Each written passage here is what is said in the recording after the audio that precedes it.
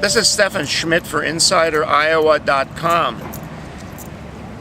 One of the most interesting news stories just recently has been the crisis in the Middle East. Specifically, I'm referring to the uprising in Egypt and in Libya, and then following that, the instability in those countries, continued unrest and demonstrations, and then finally the attack on the American consulate in Tripoli, Libya, which cost the life of a U.S. ambassador to Libya and to 3 other members of the consular service there. You're familiar with the story.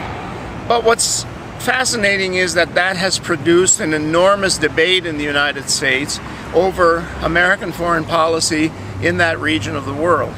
And in fact, it is the Republicans and Mitt Romney specifically who have begun to attack the Obama administration on its foreign policy, saying that Obama is weak, that he hasn't committed enough resources and attention to trying to basically help to resolve the problem, that the president of Egypt is not really very close to the U.S.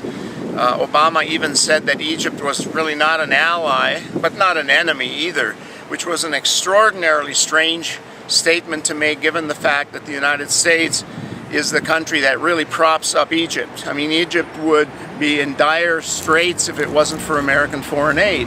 And so a kind of a tragedy, which is the attack on the embassy or on the consulate, has produced this new and very passionate discussion about American foreign policy in the Middle East and the Obama foreign policy in particular. And as a result of that, a campaign for president that was entirely centered on jobs and the economy all of a sudden now has a very important foreign policy discussion going on. And the Republicans have been hitting the Obama administration very hard on what they call leading from behind, that the Obama administration apologizes for people who riot and kill American ambassadors, and that it is a weakness, and that the Republicans would have a much stronger foreign policy and would step up to the plate more.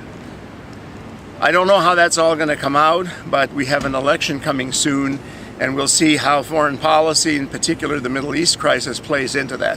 This is Steffen Schmidt for InsiderIowa.com.